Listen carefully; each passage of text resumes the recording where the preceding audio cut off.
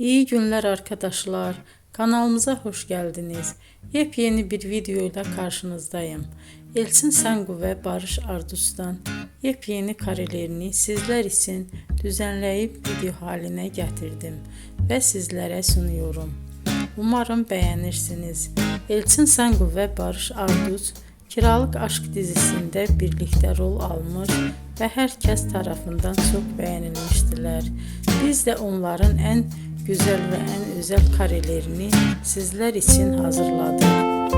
Videoların devamını istiyorsanız kanalımıza abone olup sona kadar izlemeyi unutmayın.